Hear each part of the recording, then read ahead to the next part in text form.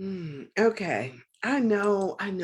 Somebody will tell me and they'll say, oh, people just say that I don't have the rights to this music and keep going. But what I've found is that that's cool if you don't plan on, like if it doesn't matter to you. Like 2 years later, I have been told that I put something up with a music bed or even 20 seconds worth of music on something, and they just totally delete it. And whether it is off of Facebook or off of YouTube, I don't like losing content. It's one thing.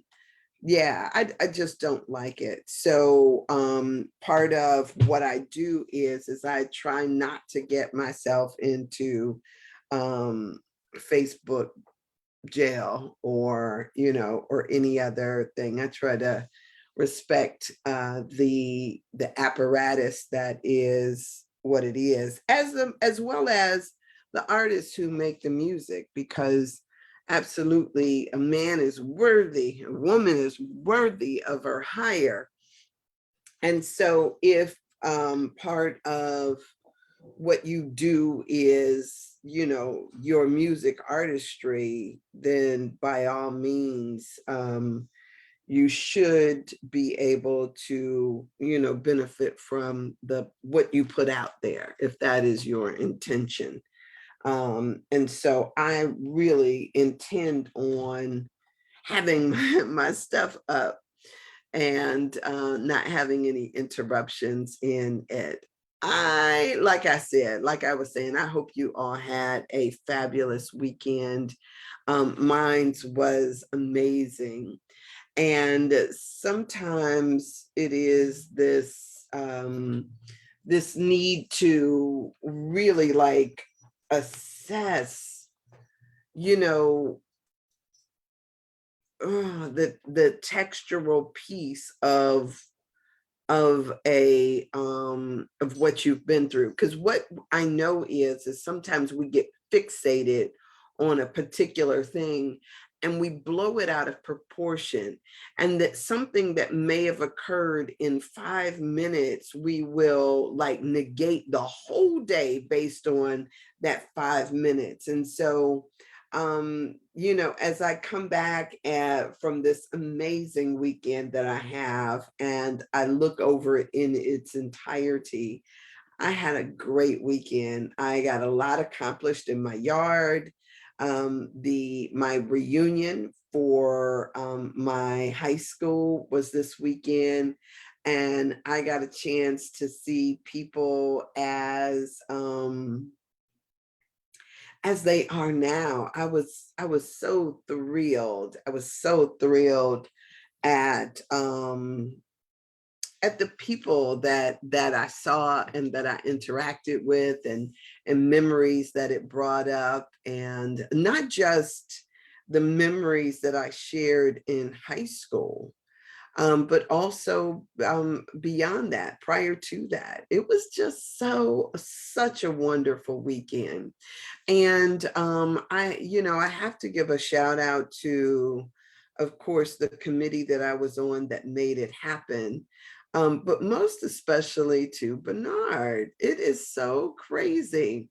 Rhonda and I had tried to put something together several times. And because we were not, hey, Twyla, because we were not getting the type of response that we thought we should, we kept aborting the process. And Bernard gave us permission to fail, which was such a powerful, powerful thing.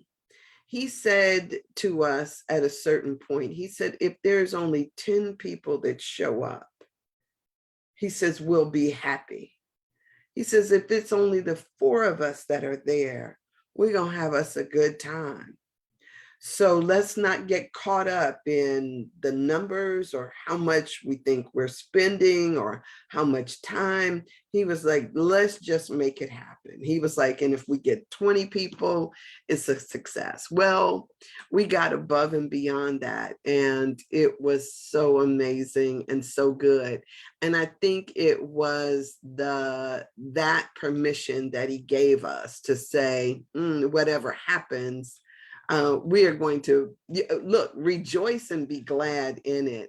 That really made us just kind of move forward with what it was doing. So, I have to, that is something that was so powerful for me. I have talked about it, but I've talked about this. Good morning, Erica. Good morning to you as well. So fabulous to see you. But yeah, it was him giving us permission to fail that really just made us like just kind of go without any expectations. Just we're gonna go and we're gonna do this and we're gonna make this happen. And it turned out, I was just so thrilled. I can't even tell you how thrilled I was. And so it was a good weekend for me. And I hope whatever it was that you get into, I hope that you had an amazing time. If it was bike riding or gardening or whatever it is. Good. I'm so glad your mom is good. I was going to ask, I thought to myself, I said, well, I'll ask her offline. But I'm so glad that your mom is well and that you have seen her back to a space where you're comfortable with. So I'm so glad to hear that, and welcome back to town. And I mean, just to, the leaves are changing and there's so much beauty. And because of this, this reprieve, this space, this weather this week, I'm just hoping that you get out there and enjoy this time. That would be amazing. Amazing, amazing, amazing. And if it's a bike ride, it's a bike ride. If it's a walk through the woods, it's a walk through the woods. I will tell you, you guys, that let me say this, because I was kind of thinking about this morning as I wrote in my journal. My weekend was so crazy, I didn't get to journal at all.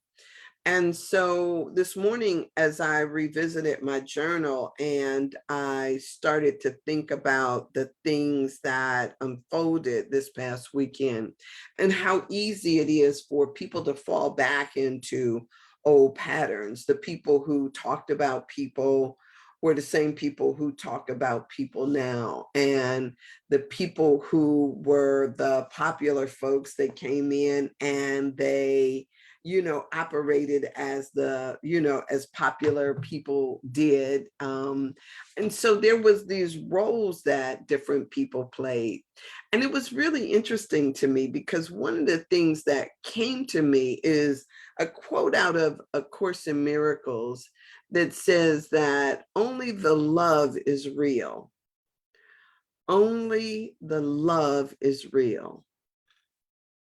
I think that a lot of times in our society, people have told us that we had to earn love or deserve love, or that love was some limited commodity that only a few were worthy of. This idea of not being the first to say I love you, or this idea of holding back love, is really an interesting concept when you think to yourself, only love is real. Somebody asked me one time to define love. And the first time I kind of considered this idea of what it means to love was this idea that I took, that if I could perceive that my life, your life is an emanation of God, right? Because it has to lend to us the very energy that is who we are, that moves this body, that beats this heart, that breathes me even when I wasn't conscious that I even had breath. I mean, there was, when you think about it, there is this circulation, there's an energy that has to move all of the stuff that moves. So it's not just that our blood circulates, it circulates because our heart beats. We breathe and this respiratory process happens. And when, if you've ever been around someone when they died or a corpse, you know that it's just it's like a light switch that is on or turned off. And so when I think about it in the terms of, you know, what is love, to me, it is that divine giving itself to me to energize and animate that which I am. And so if I think to myself that there is something that lends itself to me as me, that to me has got to be the ultimate love that I am. Because, you know, there is something that gives itself to me. And here's the wonderful thing. And the moment I recognize that same divinity flowing through another, for me, that is love. It is the acknowledgement that we all are participating in this same something that animates and moves us and breathes us and causes our heart to beat. And the moment I look at that and I see it in my dogs or I see it in another individual, I am just reminded of how awesome all of this is, that I get to participate. I'm one with that. And so for me, that's love. The fact that, you know, the sun comes out and shines on me and warms my body, that there is air to breathe, and that holds the birds in the sky, or the trees that wave at me in the morning or even in the afternoon. To me, that's love.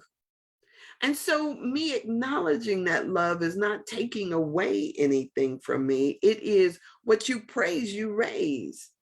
And so as I look, and in spite of all the stuff that might come up for people, that causes you to want to be critical or to say something negative, or to, you know, look at her kind of thing, whatever that might be, underlying all of that is what I'm talking about.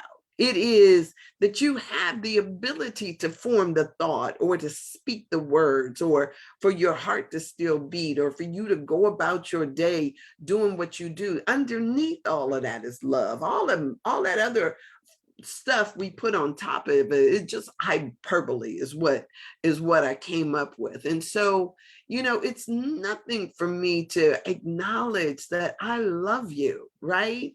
That love is not, in this one book, I Come as a Brother, it says love is not something that you do. Love is what you are. And so if love is what you are, in your beingness, you are love. And so I can sit up and I can snicker at the fact that people think that stuff matters, like, you know, judgments matter, or that, you know, that they're good and they perceive me as bad, or that they you know, that they got a degree and perceive other people as not, or they live in this house and perceive other people. All of that stuff is just bullshit. I mean, when you think about it, all of that's just, just the BS. And so, somebody said that we all go, we come into the earth, we live these lives, and then, we get into the same boxes and get dropped into the same holes. And, really it's, we just doing what we do. And so it's easy to go places and to look at people and to recognize sometimes when they know these things, and even when they don't, to just love them anyway, because it's not all about that. I love that. You know what, Marianne Williamson, where is that book? Let me grab this, because I just think sometimes people are so poetic with their words. And Marianne Williamson has been one of those people who that I just adore. And she has wrote some amazing stuff in here. So I'm going to read to you for a second out of this book called Enchanted Love. Is that in focus? Enchanted Love by Marianne Williamson. And this is one of her lesser known books. I tell people that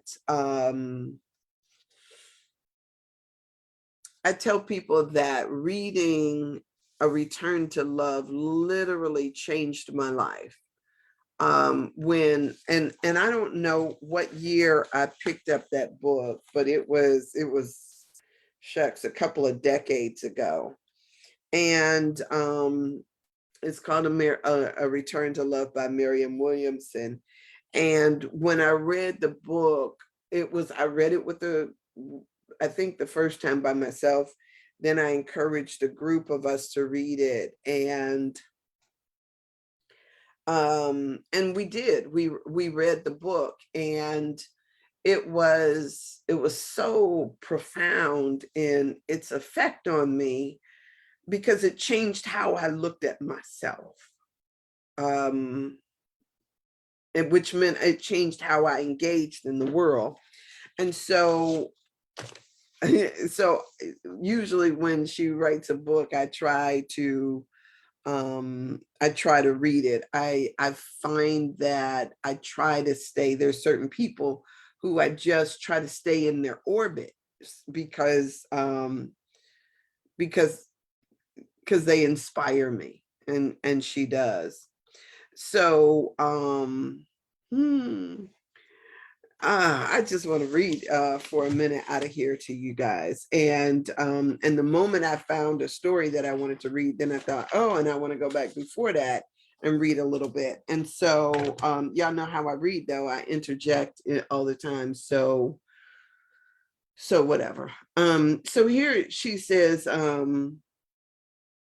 there's these little things that she kind of puts in here, like these little aside pieces.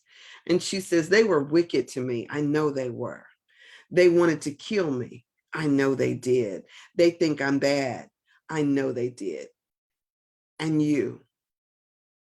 your eyes are even harder to bear. Do you pity me? No. Do you laugh at me? Do you scoff at me? No. I looked at you. Now relax, you said. The past is over. It was just a dream. My love is here with you, and your arms are the door. Just be with me now. There is nothing else. Isn't that beautiful? Isn't that beautiful? Wouldn't it be nice Happy wonderful Monday to you too, Denise. Glad to see you here, darling. So, you know, to that's that to me is just beautiful. Okay, so what I want to read to you out of this book, and as I opened it, I noticed that it's a little longer than I anticipated. But the story of Isis and Osiris is such a powerful story. And for some reason, I feel like I want to read that today. Or do I want to read the orbit story? Because the orbit story is so much shorter. But I'm going to read the Isis and Osiris since I already saw it. But yeah, the orbit story is there too. So here, from ancient Egypt, there emerged one of the greatest love stories in the world, the romance between the goddess Isis and her brother Osiris.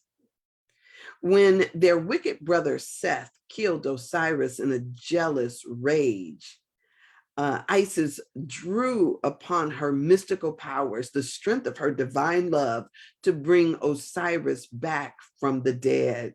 Good morning, Sandra, darling. How are you? It's so great seeing you this weekend. And I'm reading from Out of Enchanted Love by Marianne Williamson, this story of Isis and Osiris, just because I felt guided to this morning. So just bear with me for a minute. This is the power inherent in love, to awaken the beloved from the state of physically death, of being physically dead. On the night of their reunion, celebrating the resurrection of their romance, Isis and Osiris made love and conceived a wondrous child. Seth, as one would imagine, went bonkers. Now he thought, I must kill Osiris again, yet this time, he says, I will chop him into many pieces so that my sister will never be able to put him back together again. Humpty Dumpty sat on a wall. Humpty Dumpty had a great fall. This is me talking. All the king's horses and all the king's men couldn't put Humpty together again. That was my inside thing. This is Seth's idea. I'm going to chop him into pieces so that she cannot bring him back together again. So then Seth murdered Osiris again. Again, this time dismembering. I like that word, dismembering, right? Dismembering him and scattering the pieces of his brother's body throughout the various regions of Egypt. Only Osiris's penis, it's interesting to note, went elsewhere, swallowed up by an alligator and sunk to the bottom of the Nile. Time fulfilled itself. I love that term. Time fulfilled itself, and Isis gave birth, holding in her arms the divine baby, Horus. Seth, still on a rampage, sought to kill them both. Worried that their traveling together made the child an easier target, Isis sought a surrogate mother to take care of her son. Yet not just any woman would do. Only a goddess could provide divine milk with which to suckle a holy child. Love this story. So it was that Iris sought out the goddess Hathor, begging her to make the baby Horus, to take the baby Horus and to raise him as her own. Visually, Hathor was forevermore to be pictured as a woman with cow's ears, the goddess who provided mother's milk to the divine baby Horus. You feel that? Yeah, divine love was in the air this weekend. I mean, it was beautiful, Sandra. Yes, yes, yes. So, and something very interesting happened when Horace grew into manhood in a drama quite different from what the Western mind is used to. When he matured, Horace did not separate from Hathor. He did not seek another woman for his bride.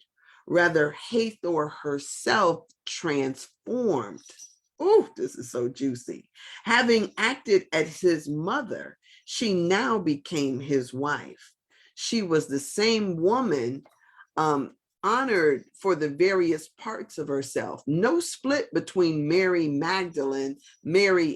Magdalene here. No mother and whore dichotomy. Remember, Mary Magdalene says, I am the holy woman and the whore.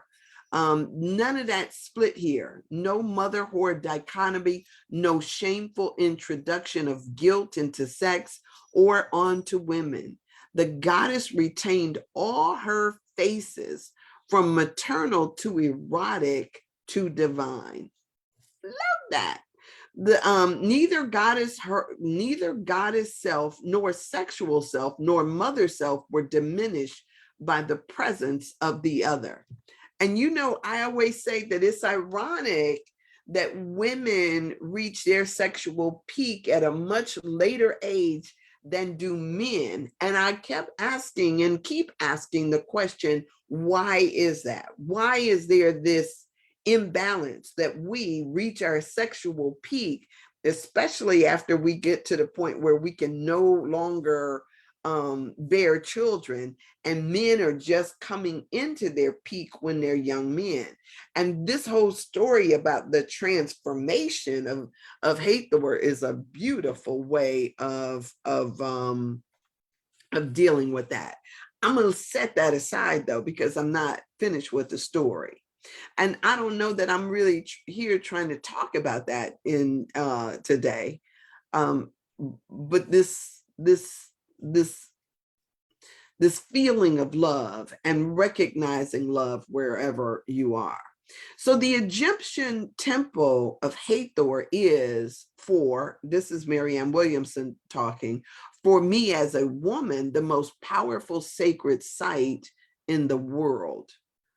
We find the force of Hathor there in her vast feminine glory, resplendent in her power to raise up both men and women from the depths of our brokenness and littleness and shame. There has been women in the modern age who has reflected Hathor's magic. Jacqueline Onassis and Princess Diana both come to mind. Their motherhood and sexuality not opposed, but playing off each other like the colors of a mother of pearl. Nor did she ever play down her motherhood in order to remain an object of sexual glamour. Both fused the two so easily that one has to remind oneself that before them, motherhood had come to mean, for generations of American women at least, less sexy hair, less sexy clothes, less sexy self. And in addition to sexual glamour and the almost fierce devotion to their children, both were held in almost otherworldly sway over the hearts and minds of millions. Talking about Jackie O and Princess Di, and we could add Michelle Obama to that. Hathor did not have to make a choice between essential aspects of her total self, and neither should mere mortals, for none of us are mere mortals. The gods and goddesses are alive in all of us, and to the extent to which we are alive in them. And I'm not sure where this picks back up on the story, but let me see. Oh, maybe it does. Let me just keep reading and then we'll see where it goes. Sex, mysticism, and motherhood form a feminine trinity. I love the way Dr. Brown talked about the Holy Trinity the other day. He said there's the Father, the Son, and he says, and they took out the feminine energy and replaced it with some nebulous figure called the Holy Spirit. He says, but out of a trinity is the child born. And so Marianne Williamson is picking up back on this here, except for she says the motherhood form a feminine trinity. Good morning, Kim. How are you, dear? And so a trinity represents mystical union among three pieces of the universe that should not be kept apart. In both men and women, the separation of essential aspects of our humanity is the cornerstone of the fallen self. The pieces of murdered Osiris new the pieces of the murdered Osiris new spawn throughout the land, now spawn throughout the land. Is that what it says? No, it says new spawn throughout the land. Let me read that over again. Sex, mysticism, and motherhood form a feminine trinity. Sex, mysticism, and motherhood. That's good. Sex, mysticism, and motherhood. Oh, isn't that good?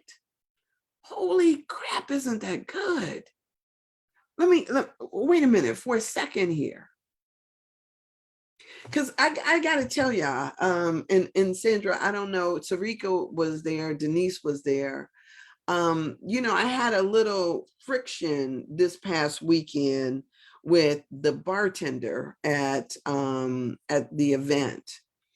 And it was really interesting because the moment I perceived myself as having angst with him, the idea came up that of the people that were in the place that day, he was playing the magician, the alchemist, who mixed different potions together for people, and that potion having from my estimation, that potion having an effect over how people showed up in a space or in a room.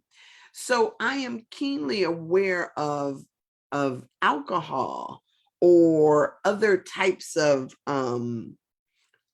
mind altering or mood altering substances that we can imbibe willingly, that then causes an alchemical reaction. So that was already in my mindset from this weekend, when now I read this sex, mysticism, and motherhood forming a feminine trinity. When you think about this idea of forming or spells or forming different things coming together, you know how when you see a witch or something like that, they have something that goes into these potions, some magical substance. So whether it is you're going to get the hair from off of a lion's mane, or a rabbit's foot, or a toad, or something to go into the stew, there is something that is a being, a sentient, coming from something, giving its energy to put into the mixture. When she says this sex, mysticism, and motherhood, it took me to the place where I thought that whatever Dr. Brown called it, spermazoa, that comes from the man, that is then implanted into a woman. There is a mystical alchemical process that we don't, once the brew is made, once that coming together happens, then there is it sets in motion a reaction that then forms life, and that life then comes forward. I know for some of y'all this may sound like this girl is off a rocker, but I just think that there is this, we ought to still maintain a level of awe about the things that happen. When we start to make profane that which is sacred, we lose something in the process. And so I love the way that she talks about this, that this is sex, mysticism, and motherhood as part of the feminine trinity. And look, when you go and get a toad to go into a pot, or when you have to add in some something, you got to go. Part of what we've learned from fairy tales and mystical stories is that you've got to go somewhere and get something that is not easily attainable. So if you've got to go and pluck a hair from a lion, or if you've got to go and get capture a frog in order to put into something, or a lizard, it's not an easy process. Neither should the getting of sperm be. And to make sure that it is worthy, of what you want to produce. Right? I mean, I guess you could go and throw something out there and just, capture any old thing. but if you've got something about yourself, you don't want just any old,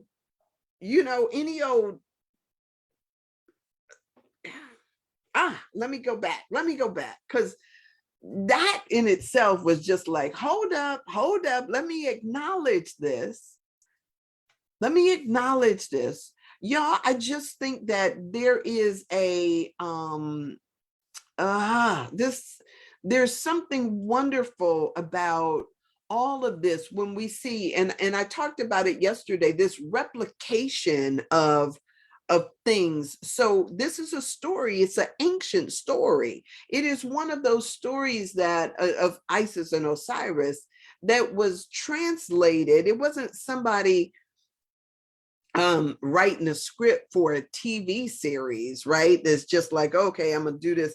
This was one of those stories that was passed down orally through generation after generation after generation after generation. So it's a very old and ancient story. One of the things that I love is bringing and seeing how some of these ancient stories have present day applications. So this is a very ancient story that is brought and into the present, but we also breathe into that to see the meaning that lies in back of it. So her talking about this sex, mysticism, and motherhood forming this feminine trinity is good. A trinity represents mystical union among three pieces of the universe that should not be kept apart. In both men and women, the separation of essential aspects of our humanity is the cornerstone of the fallen self.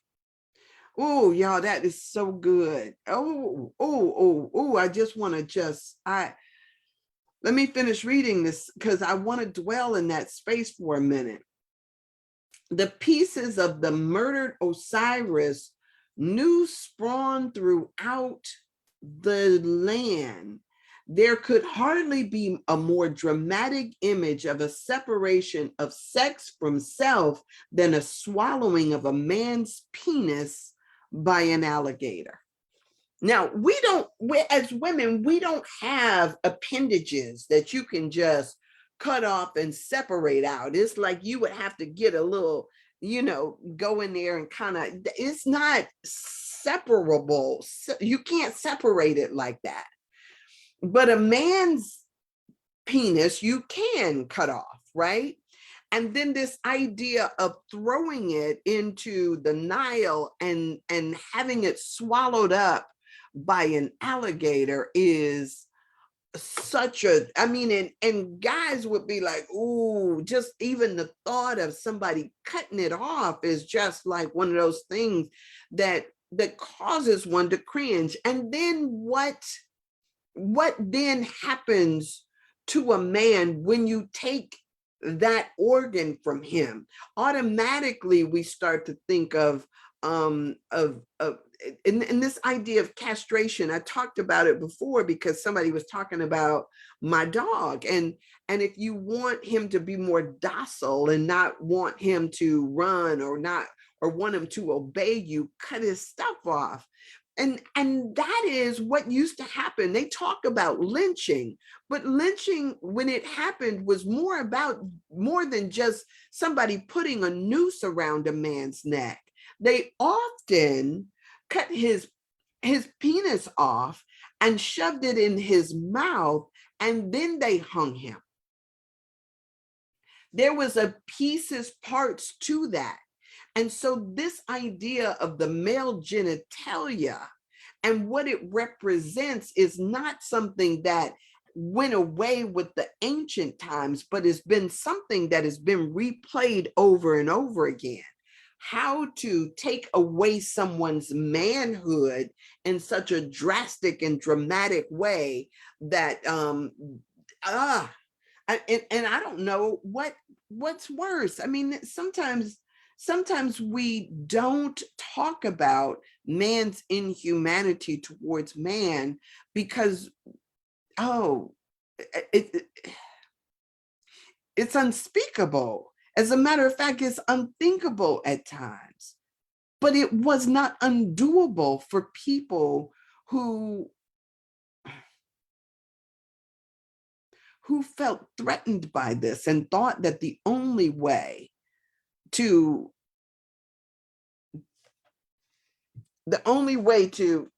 deal with it was to deal with it in straight on by dealing with their fear. Let me finish reading what she says. Osiris was literally dismembered, his penis not even remaining above ground, but rather sunk to the muddy depths at the bottom of the subconscious. Water represents the subconscious mind. When you see water, whether it's in a dream or in a story, it represents the subconscious mind. It was sunk to the bottom. And so this separation that in our society that we practice between the self and our sexuality, we have allowed other people to set the agenda, so to speak, to demonize it for us. And through that demonization of our own sexuality, we sit there, and this was some of the things that, still unfolded as, as grown people. There was the high school that folks that we knew in high school. And then you still have grown people that are judging others based on this idea of their sexuality. You guys, at what point are we going to realize that we have been duped and that our sexuality is not the enemy? That being our sexual self is exercising our own divinity. Ooh, and oh my gosh, good morning, Everett of Atlanta. I have a penis and surely would not want it cut off or mutilated. No. And I'll tell you, nobody wants that. Not even if it ain't working right, you don't want it, right? That is not what anybody would want. So she asked a question about this being sunken to the bottom in the depths of our subconscious.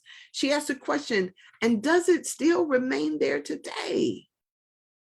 What parts of us are still not acceptable socially, right? Not accepted even to ourselves. I had a friend of mine who, and I might have talked about him.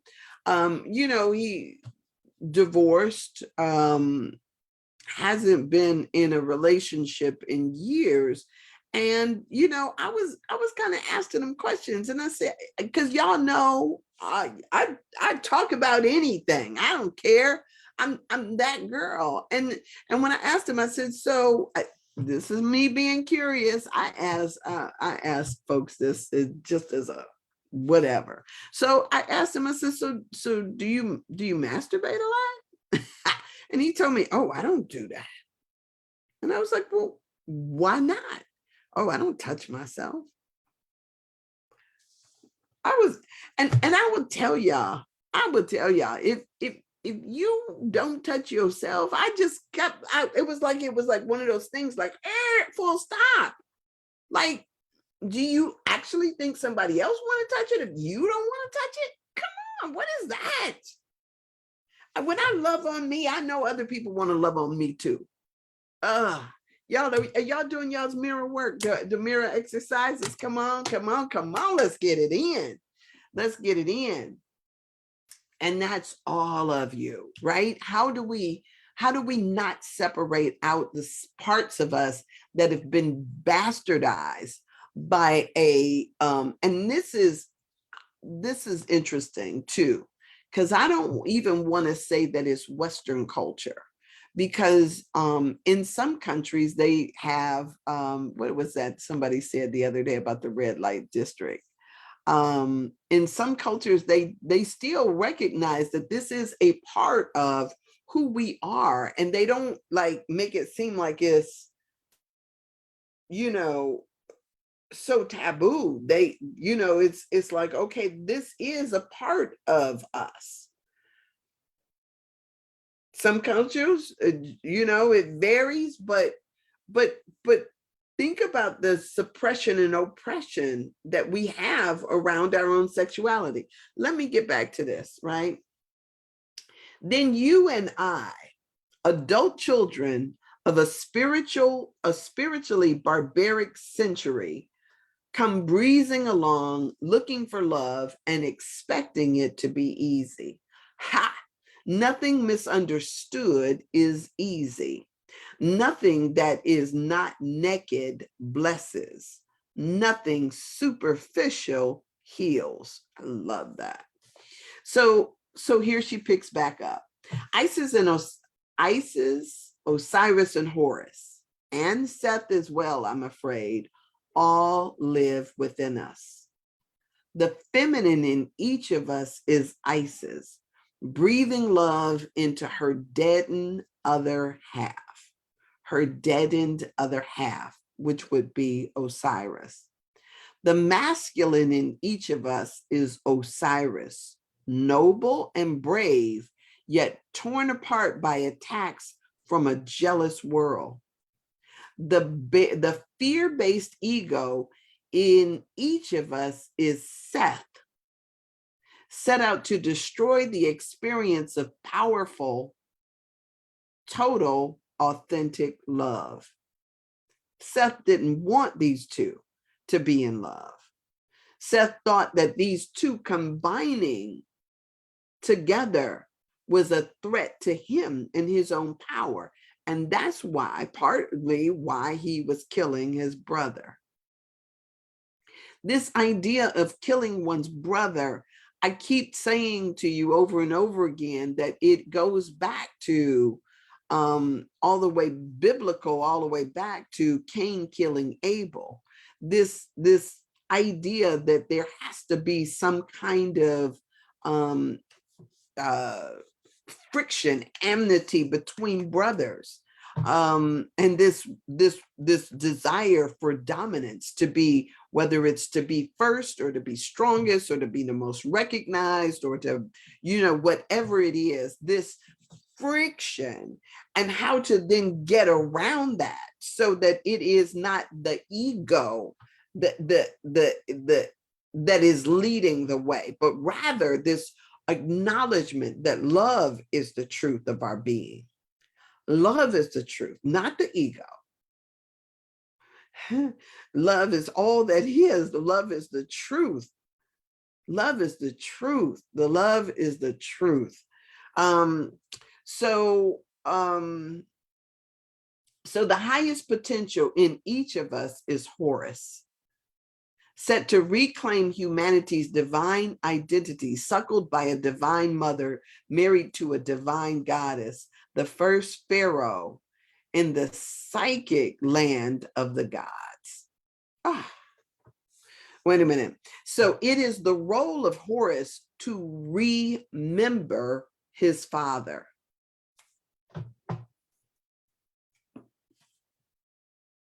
So good. It is the role of the son to remember his father. All the severed parts coming back together, to bring back together the parts of lost and broken God self within us. Horus is the fully actualized self, born of divine parents, living a life of unity and integrity, here to rule and to harmonize the forces of the universe. At every stage of his life, there is a woman there to support and nourish him. And he has no problem letting one woman play all of these parts. In the sacred temples throughout Egypt, priceless sculptures and paintings created by ancient artisans in honor of their gods were viciously defaced by early Christians. All visual representations of a God other than Jesus Christ was deemed sacrilege and to be was violently hacked away by fanatics, Coptics during the early centuries of the first millennia. But nowhere is the hacking more brutal and more vicious than at the temple of Hathor. She was barely allowed to remain within her temple space at all. Her defacement there is so pronounced, so anti-woman, so violently destructive of any feminine aspect of God that any sensitive person approaching this place is automatically plunged into the horror of the female crucifixion. The crucifixion has been continuous from Hathor's temple to medieval witch burnings to the emotional wounds within us still. We are crucified not by men, but by spiritual ignorance. It is an ignorance born of outright terror of the forces of love on the dark side of the moon. And here's the little story that she put along with it. She says, but wait, I said, how do I know if I go with you, I will be okay? I'll function and I'll survive. Have you ever stopped to ask yourself what kind of life you are surviving? Have you ever thought about the kind of journey I am asking you to take with me? Would you rather stay here in the land of the dying and call it life? So good. No, no, no, no. You just found me at a low point. That's the response. I had best go to where I know. No, I had best go back to where I knew what to do. Thanks for saving me, but now I'm saved. I think I best go back.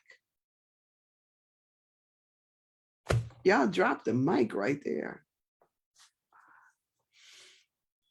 And so I did, and now I look for you. But all I can find are your eyes in the sky on certain days, under certain conditions. And while you don't reproach me, they seem to miss me as much as I miss you. Ah, you said, I'm that girl. That's a good tagline for you.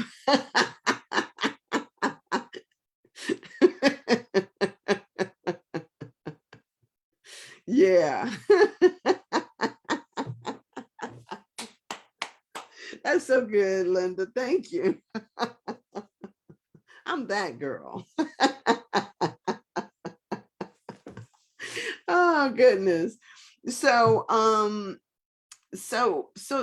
mean, this is so good. If if can you imagine if and I know some of y'all are married and everything, but could you imagine if your divine, your true love, the person that was sent to look, this guy asked me if I could describe my, like my husband or my whatever. He says, how would you describe? And I said, he would be my Moses, right? I wrote in my obituary that if I'm married, I married my Moses, right? And and so when I read this, the question that this person asked is, would you rather stay here in the land of dying and call it life? Sometimes that's what we do. We shrink back from the places that would cause us to expand, from the places that would have us living and breathing into the goddess self that we are. We shrink back like, no, I can't go there. That's what so many people say. I can't go there with you. Not a lot of people call us there, but the one that calls you there, do you have the courage to say yes? Or will you say, this is the story of oh dang, it's after 9 o'clock. How y'all let me go way over like this? That's the story of what's that, the bridges of Madison County.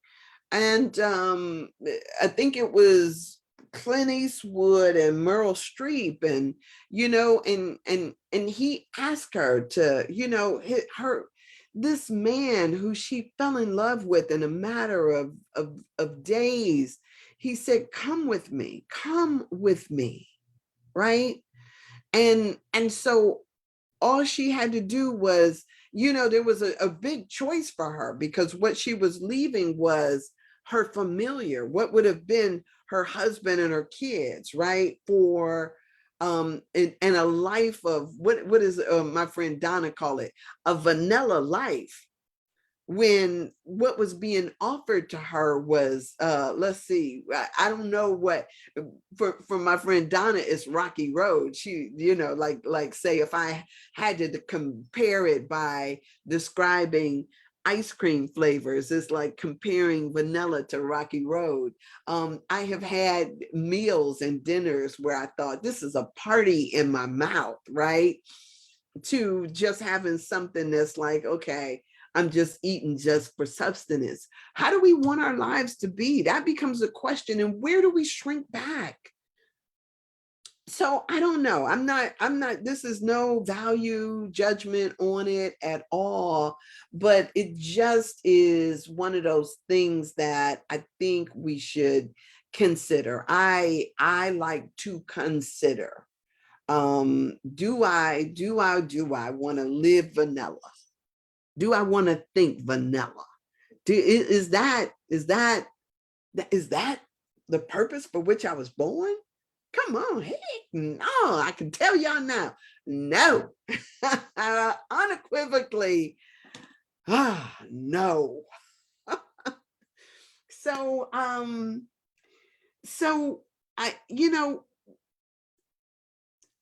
one of the things that in the introduction to A Course in Miracles, it says the opposite of love is fear. Most people think it's hate, but it's not. The opposite of love is fear. Yeah, I mean, sometimes you got to just sit with that, because like if you think about it, if your truth, if you are love, you remain as God created you, right? If God is the only power and presence that there is, God didn't create itself and then create you as an opposite of it, but rather created you out of itself. So if God is love, so too must you be. Ooh. And the thing that blocks you from experiencing the love that you are is fear. That's why I'm telling you to do these mirror exercises. If you didn't get the thing on Thursday, I think it was Thursday, or was it Friday, I started talking about it. Do the mirror exercises. Look at yourself every single day and double it every day. Start off, if you can only get 25 out, if you can only get 10 out, start off by looking at yourself eye to eye in the mirror and saying, I love you. All of this stuff is going to bubble up. That's going to tell you about why you're not worthy of that, right? Because that's what our ego does when you start to try to, try to move it to the side. It's going to start fighting you by telling you, you ain't worthy of that. I'm not. That's what it's going to tell you. But you got to keep it up and say, okay, look, this will be how I do. Okay, I agree with you. I'm a bad girl and I love you anyway. That's how you got to do it. And so what? And I love you anyway. Whatever that is.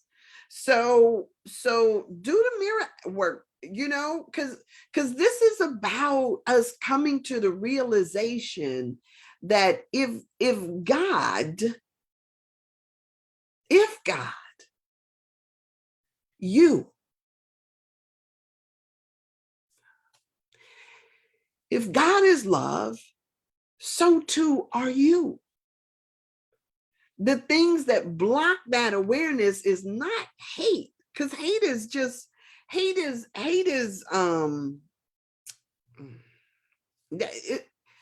is not the opposite of love.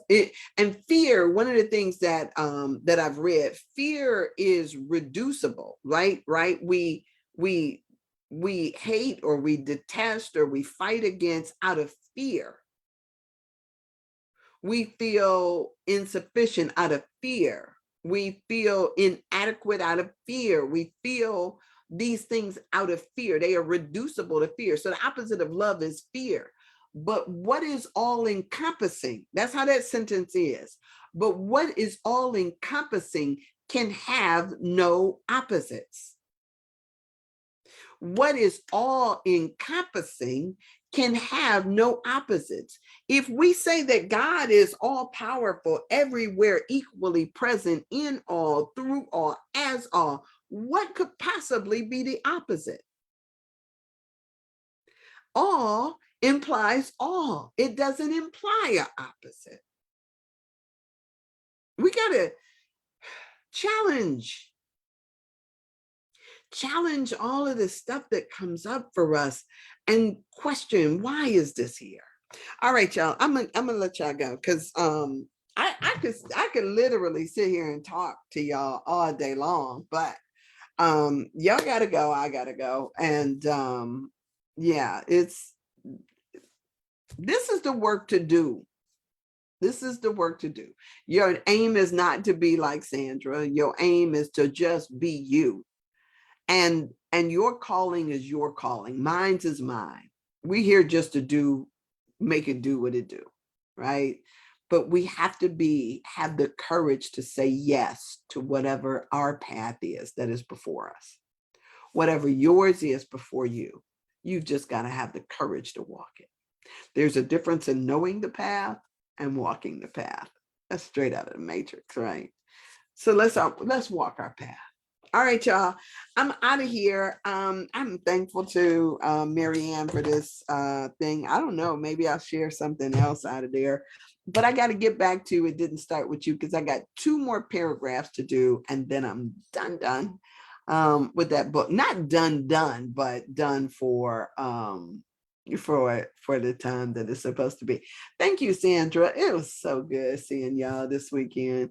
I love and adore you. Everybody. right? All the rest of the stuff is just hyperbole, right? Hyperbole. It's just nothingness. I hope to always be able to see the divinity that is you. So have an amazing Monday. A deep bow to you, and I'll see y'all here tomorrow. And all is beautiful, all is well. Have an amazing day. And you can always hit the Cash App too. All right, see ya.